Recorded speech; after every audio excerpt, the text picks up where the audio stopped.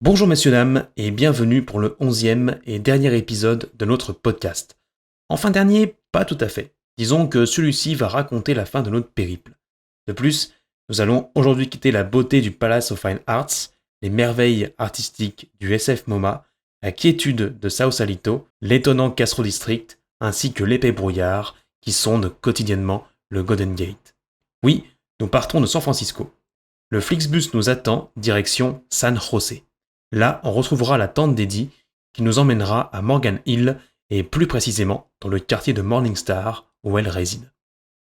Nous attachons notre ceinture, le chauffeur manœuvre, installez-vous bien confortablement et soyez attentifs au paysage qui va maintenant défiler devant vos yeux car il y a encore beaucoup de choses à voir, beaucoup de choses à vivre.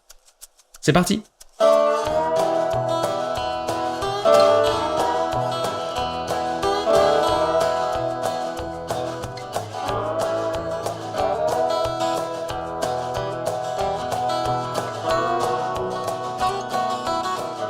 Messieurs dames, j'espère que tout le monde va bien.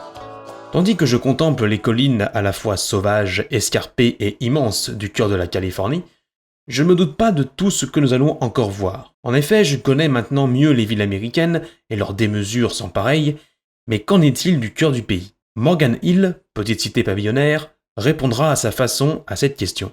Situé plus au sud de San José, ce suburb, comme disent les Américains, m'a, dès notre arrivée, évoqué beaucoup de choses.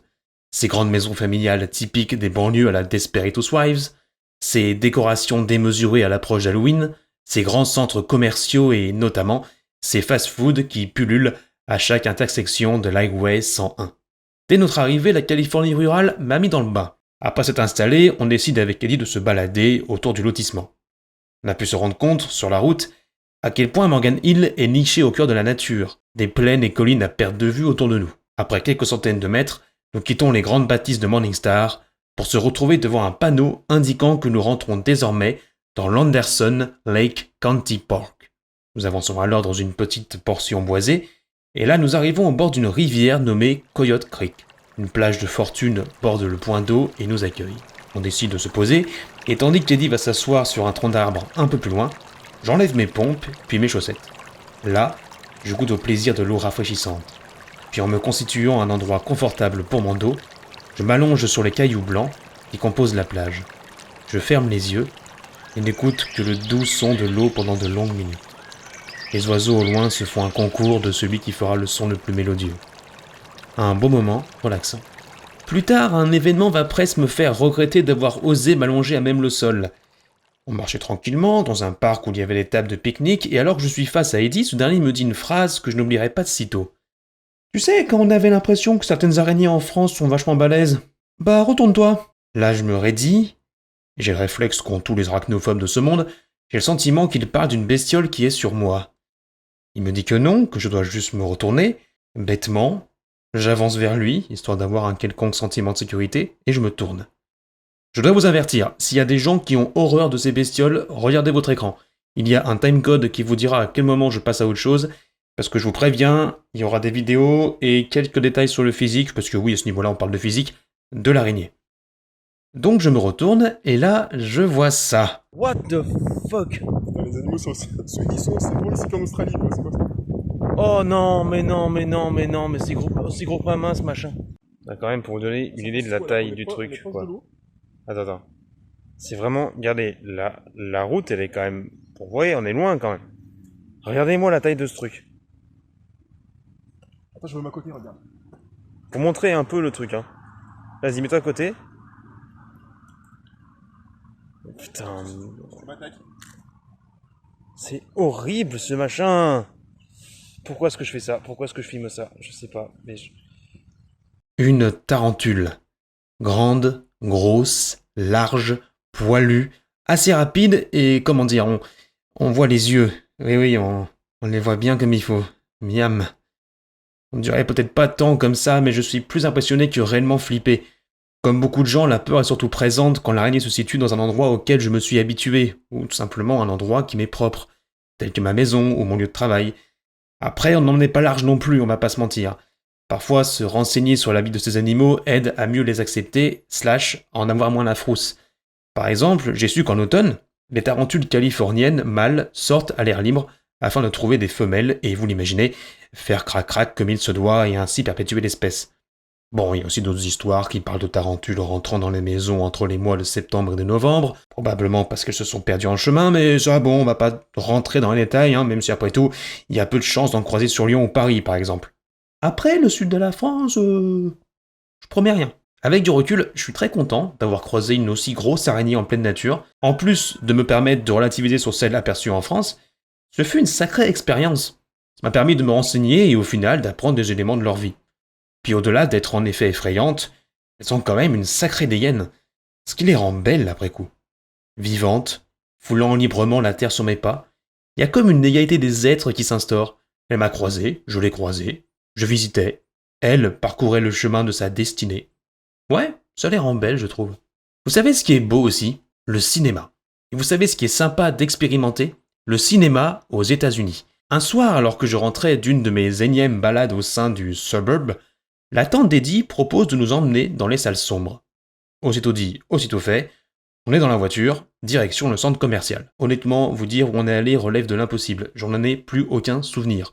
Je ne sais plus le nom du multiplex et je pourrais même pas vous éclairer sur son emplacement. Sur place, San José? Si néanmoins j'ai bien retenu le centre commercial, ce n'est pas pour ses grandes boutiques outrageusement lumineuses, mais bel et bien pour ce qu'on y a mangé. En effet, la tante d'Eddie nous a gentiment acheté quelques bons gros bretzels aux garnitures diverses et variées avant d'aller voir notre séance. Visiblement, elle connaissait bien la personne en caisse. Quand on a ces délices sous le palais, on comprend mieux pourquoi. Quand vous êtes aux États-Unis, il est facile de vous imaginer comment fonctionnera la France dans quelques années. Chaque évolution, peu importe ce qu'elle représente, se retrouvera, quoi qu'il arrive, dans notre pays, un jour ou l'autre. Le cinéma, du moins quand il s'agit d'un multiplex, en est le parfait exemple. Ici, on prend les places uniquement sur les bornes ou sur les téléphones et il est impossible de le faire en caisse. C'est simple, on n'entre pas dans le cinéma si on n'a pas scanné nos places. Tout se fait automatiquement, un peu comme quand tu veux prendre le métro. Tu passes ta carte TCL, ta carte bleue ou ton ticket, sinon tu passes pas, ou tu fraudes. À tes risques et périls. Après avoir franchi la première étape, on prend un escalator et nous voici dans le multiplex avec un grand M. Là, c'est un fast-food qui tourne à plein régime. Pizza, ailes de poulet, tenders. Je ne serais même pas étonné si on me proposait un tacos kebab sauce blanche XXL avec un verre de vin blanc de chez Tony's. Un rouge! J'avais demandé un rouge! Bref, je m'égare. La tante d'Eddie a clairement décidé de nous gâter et nous propose déjà des pop-corn et quelques joyeusetés. Oh, j'ai évidemment demandé maintes et maintes fois de payer à sa place, mais parfois ça a aussi du bon de fermer sa gueule. Au moins les Américains ne nous font pas mentir, ils aiment ne pas faire dans la dentelle quand il s'agit de bouffe. La taille des pop-corn, des sacs de course, les boissons, des fûts. Et puis alors tu peux y aller, tant que le tonneau qui te sert de verre n'est pas rempli, tu peux prendre tous les sodas qui te font plaisir et en faire une expérience chimique. J'avoue avoir opté pour le Coca Cherry, Coca normal et Sprite, recommandé par madame. Petit problème au contrôle cependant, comme chez nous à UGC ou à Pathé par exemple, hors de question de ramener sa propre bouffe. À la vue des bretzels, les jeunes employés sont catégoriques, ça ne rentre pas. À UGC, nous refusons pour ne pas que l'odeur des aliments chauds envahisse la salle, voire même ne salisse les sièges ou les moquettes. Nous ne sommes pas vraiment équipés pour nettoyer de la sauce tomate, quoi. Or là, non seulement les bretzels ne sentent rien, et de deux, ça fait bien belle lurette qui ne sont plus chauds. Puis, les gars, vous vendez des pizzas, des ailes de poulet. Enfin, ils font juste leur job, et par compassion, je me fourre les bretzels dans la poire. La tante d'Eddie insiste, mais voyant que le débat ne sert à rien, elle les cache dans son sac. J'ai fait mine de ne rien voir et les ai gratifiés d'un « Thank you so much » avec un air tout penaud dont j'ai le secret, avant de rejoindre les deux autres. Comme vous pouvez le constater, nous n'avons rien payé et je n'ai pas osé demander le coût de toutes ces gentillesses. Mais après une courte recherche sur internet, on peut voir que pour des multiplex de ce type, le prix peut aller jusqu'à $20, environ 18 €, dans le pire des cas. Cependant, et on va y venir, quand on voit le délire une fois dans la salle, on comprend déjà mieux. Pour ce qui est des pop-corn et les boissons, partez du constat que nous sommes en Californie et que la Californie, c'est cher. Merci Cretney, de rien. Une fois dans la salle obscure, Eddie et moi prenons une claque. Claque, le mot est faible. Imaginez un gigantesque salon de riches avec fauteuils relevables et plateaux intégrés. En effet, une fois sur l'autre siège, nous pouvons presque nous coucher. Puis attention, c'est confortable, on n'est pas sur de la pacotille version UGC. Pardon les gars. Alors, J'entends déjà ceux qui vont me dire que chez Pathé c'est déjà le cas depuis longtemps, et qu'il y a même des salles où les sièges, ils bougent comme au futuroscope. Certes, sauf que là c'était visiblement la salle standard, et puis merde, je n'ai pas que ça à foutre d'envoyer 20 balles chez Pathé, alors que les places sont gratos là où je travaille. Puis rajoute à ça la taille des pop-corn, des boissons, le choix alimentaire, et les plateaux devant les sièges, faut admettre que l'expérience dans sa globalité est très sympathique. On s'assoit donc, testant tour à tour nos fauteuils, fouinant la moindre subtilité encore inconnue, lorsque la pub se lance. Là-dessus, pas grand-chose à dire. C'est comme chez nous, il y en a beaucoup trop. Il y en a même plus que des bandes annonces. À noter, les confiseries américaines semblent vraiment dégoûtantes. Les commerciaux doivent s'arracher les cheveux en réunion pour réussir à vendre ces trucs. Trêve de bavardage, le film va commencer. Qu'est-ce que nous allons voir? The Creator, film de Gareth Edwards, connu notamment pour avoir réalisé Rogue One. Au début, j'avais un peu peur de ne rien comprendre, puisque, vous vous en doutez, il n'y a pas de sous-titrage, et donc forcément pas de traduction. Pour autant, c'est passé crème. Faut dire que le film suit une structure scénaristique assez basique, beaucoup de choses sont donc assez prévisibles. Pas vous faire un compte-rendu détaillé de mon avis sur l'œuvre, mais globalement, j'ai passé un chouette moment. Ça faisait longtemps qu'un blockbuster américain n'avait pas produit d'aussi bons effets spéciaux. L'expérience valait le coup, mais en tant que cinéphile, je dois admettre que ce genre de salle me fait un peu flipper. J'ai l'impression que les salles obscures tendent à devenir un divertissement en tant que tel, au détriment du cinéma. On va me reprocher de tout mélanger, de suranalyser à la suite d'une seule expérience, mais disons que c'est une pensée qui prend corps dans ma tête au fil du temps, et qui s'est plus installée après cette soirée. Et comme je le disais plus haut, tous les éléments que nous retrouvons aujourd'hui dans les salles françaises, que ce soit économique ou matériel, ont quelques années de retard sur les USA, mais on y vient quoi qu'il arrive.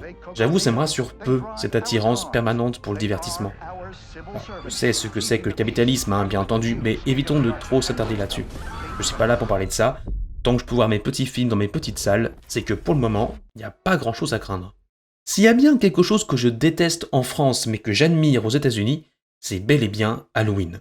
Comme on a séjourné dans une banlieue pavillonnaire où l'argent, soyons honnêtes, ne manque pas, nous avons été gâtés par les innombrables décorations. C'est simple, en ayant fait le tour de tout le quartier, il y avait de quoi faire. Des calèches tenues par les squelettes, des jeux de lumière à n'en plus finir dès la tombée de la nuit, des fausses tombes, de gigantesques citrouilles ainsi qu'un travail global sur l'aspect sonore particulièrement réussi. En effet, il s'avérait qu'en passant devant quelques maisons, des bruits de morts vivants nous surprennent. Parfois cela pouvait être des rires sonores, des cris. Heureusement que le quartier est tranquille, sinon on aurait vite fait de passer à côté d'un crime quelconque. En bref, tout le voisinage, ou presque, avait sorti son plus bel habillage mortuaire à quelques jours des festivités. Fait assez intéressant, beaucoup de décorations ne s'activent que la nuit, comme j'ai pu le dire avec les lumières un peu plus tôt. La journée, on ne voit qu'une masse difforme étalée sur le jardin ou l'entrée des bâtisses. Sacrée programmation, mine de rien. En rentrant du cinéma, justement, la tante d'Élie s'était permise de faire un petit détour. Là, elle nous montrait que certains allaient même jusqu'à s'unir avec leurs voisins pour créer un univers complexe, s'étalant sur plusieurs dizaines de mètres. Courageux les bourgs. Les rendus sont assez fous, on va pas se mentir. J'ose à peine imaginer ce que ça doit être pour Noël. Content d'avoir pu voir ça de mes propres yeux, mine de rien.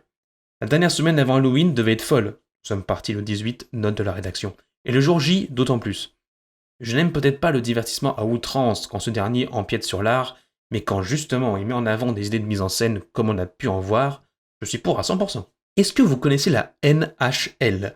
Il s'agit de la National Hockey League, la plus grande firme de hockey sur glace en Amérique du Nord, ainsi que la plus réputée dans le monde. Alors qu'on cherchait des places pour un match de football américain à San Francisco avec Eddie, sport qui fait la fierté des franciscanais, notamment grâce à leur équipe, les 49ers, il s'avérait en fin de compte qu'il n'y en avait aucune de disponible. On regarde c'est autre chose, du baseball ou du basket peut-être, mais du 5 au 18 octobre, rien sur place. Au même moment, on correspondait avec la tante Lady afin de savoir, dans un premier temps, si on pouvait séjourner chez elle quelques jours. Comme on la savait proche de San José, une idée brise le silence qu'il y a dans les tréfonds de mon cerveau. Les Sharks de San José, équipe de la NHL. Après quelques minutes de recherche, bingo. Ils affrontent les Hurricanes de la Caroline le 18 octobre, soit littéralement un jour avant notre départ. À ce moment-là, Edith est plongée dans une autre rencontre, une partie de billard. Puisqu'on parlait souvent du désir de voir un match quelconque aux USA, et au vu du peu de choix qui s'offrait à nous, je pris l'initiative de prendre les places. 150 $ plus tard, l'affaire était réglée. Le 18, on verrait du hockey américain. Vous dire que c'est un rêve d'enfant serait vous mentir. Cependant, j'adore ce sport, et le fait d'enfin le voir en live me comblait de bonheur. Eddie aurait préféré du basket, et on va pas bouder notre plaisir, de toute manière, il y avait que ça. À la base, je pensais prendre un Uber. En effet, San José se situant à 15 minutes en voiture de Morgan Hill, et ne voulant pas déranger la tante Didi, c'était la seule option qu'on avait. Mais c'était sans compter sur la gentillesse de notre hôtesse qui décida de nous y emmener sans même qu'on ait le temps de dire ouf. À quelques dizaines de minutes de coup d'envoi, on était devant la façade du SAP Center, salle omnisport de San José qui allait accueillir la rencontre. Autour de la bâtisse, les supporters locaux affluent. L'ambiance est bonne, bien que tranquille. En effet, les Sharks enchaînent les mauvaises performances, 3 défaites sur les 3 derniers matchs. Oui, nous on est comme des fous. Première chose que l'on veut absolument faire, se goinfrer. Qui dit match aux US, dit forcément bouffe de l'enfer. Bon, finalement, petite déception, il n'y a pas beaucoup de choix, les portions sont pas si énormes que ça, et le peu que nous avons mangé n'était clairement pas qualitatif. Les chips tortilla, encore bon, c'est acceptable, mais alors le cheddar, je vous assure, un goût de vomi.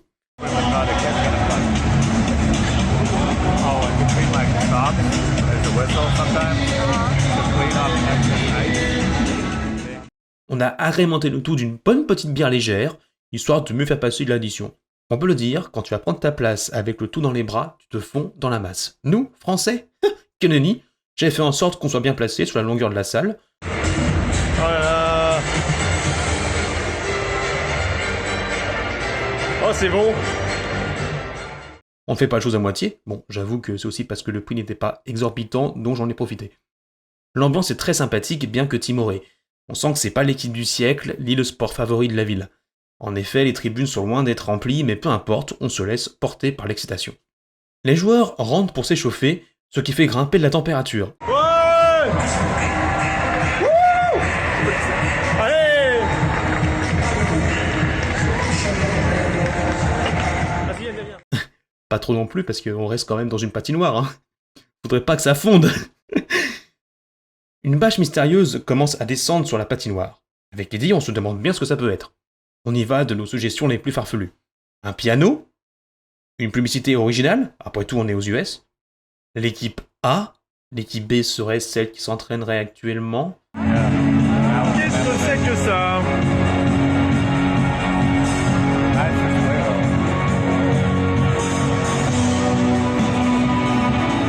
Qu'est-ce que c'est? Et ben rien de tout ça. C'est en fait la gueule d'un requin.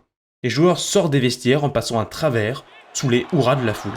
La rencontre peut débuter. Dès le début, les Sharks, équipe locale, je le répète, ont envie de faire plaisir aux petits Français au fond de la salle. Premier tiers-temps. Fabian Zetterlund, joueur de San José, part tout seul face au gardien et dépose le palais au fond des cages. 1-0. On saute, on crie, on applaudit. Égalisation quelques minutes plus tard. On pleure, on doute, on la ferme. Pour autant, merci au gardien de l'équipe locale. Il enchaîne les bonnes perfs, il collectionne les arrêts comme je collectionne les déceptions amoureuses, la foule apprécie. Il y a du spectacle, des petites bastons, mais on est loin des rivalités canadiennes. Deuxième tiers-temps. Les Hurricanes ne se laissent pas abattre et passent devant. 1-2.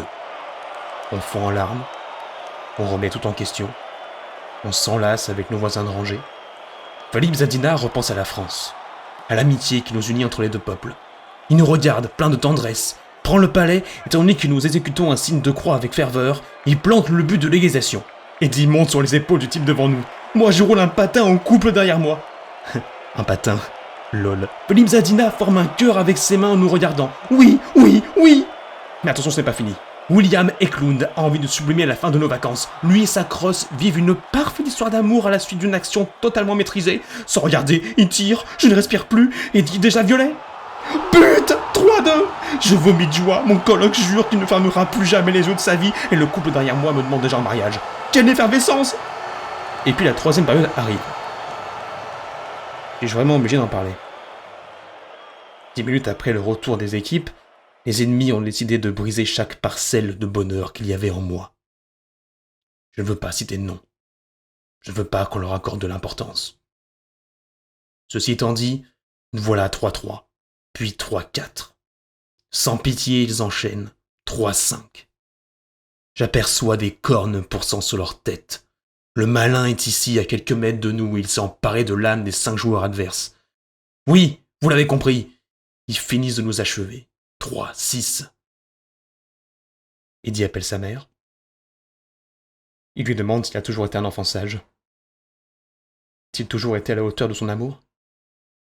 Il s'excuse auprès d'elle, se déshabille et, la main sur le cœur, chante l'hymne américain.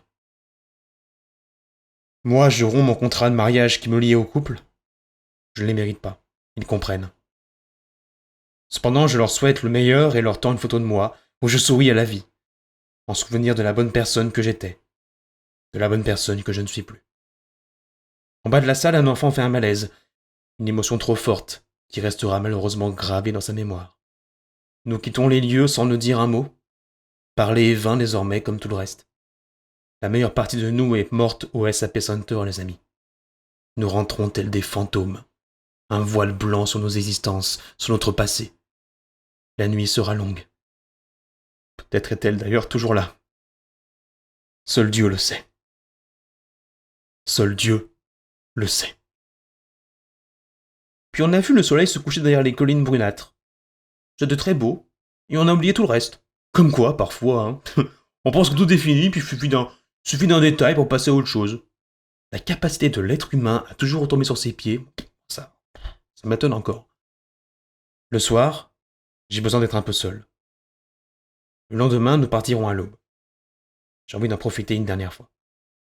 Alors, je me dirige de nouveau vers l'Anderson Lake Country Park, mais au lieu de prendre le petit chemin boisé, je vais tout droit, au cœur de la plaine qui précède les collines. Il fait bon, un petit vent frais me souffle sur le visage. Je marche et contemple. J'aperçois une famille de petits sangliers qui descend la colline à toute allure. 4, 5 marcassins suivent ce que je plus sois être la mer. En tout cas, ils ne se lâchent pas d'une semelle. Ils traversent le petit chemin où je marche sans prêter attention à l'énorme bestiole que je suis. Parfois, je croise d'autres de mes congénères. J'échange un « hi » par-ci, un « good evening » par-là. Certains me tapent vite fait la discute. Notamment ce couple, attendant leur chien partir renifler le grand terrain de jeu qui s'offre à lui. Ils comprennent vite que je suis français et s'enthousiasment. On échange quelques banalités, comme tous les autres Américains que j'ai croisés avant eux durant mon séjour. Ils me demandent si je suis parisien. Je leur rétorque que non, et en rigolant, j'ajoute « Paris is ugly, don't go. Lyon is better, trust me ». Ils sont étonnés. Comment ne pas aimer Paris? Quel est le rapport avec le roi de la savane? Est-il vraiment français? Après un temps, nous prenons congé chacun de l'autre côté. Il fait bientôt nuit. Je me promets de bientôt reposer chemin. J'arrive, quelques minutes plus tard, au bout de celui-ci. Là, la boue et les feuillages ont repris leur droit et m'incitent à ne pas continuer l'aventure. J'attends un peu et regarde autour de moi. Au loin, des cris de coyotes commencent à briser le silence et annoncent la fin de mon escapade. Laissons la place aux espèces qui vivent la nuit. Je croise d'étranges oiseaux en rentrant. Je ne sais pas ce que c'est, pour être sincère avec vous. À l'image, les sangliers n'ont pas l'air d'être dérangés par ma présence. Je frissonne à l'idée de recroiser la tarentule. Peut-être a-t-elle enfin trouvé sa moitié. Les décorations d'Halloween me saluent une dernière fois. Les lumières me font une haie d'honneur. Un contraste de couleurs m'accompagne jusqu'à la maison de la tante d'Eddie. Dans ma tête, c'est un mélange de souvenirs. Demain, je partirai avec tous ces bagages, à défaut d'en avoir à mettre en soute. J'ai la mémoire courte. Heureusement, j'ai enregistré toutes ces expériences sur mon téléphone.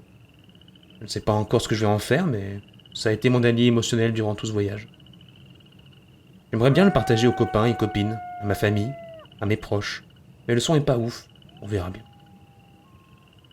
Demain, on se lève tôt, et après tout, ce n'est pas encore totalement fini. Je me permets d'en profiter encore un peu. Alors je ferme les yeux et j'écoute le silence de la nature. Et c'est là que tout se termine. Il n'y a plus rien à dire car c'est dans le silence qu'on s'écoute le mieux.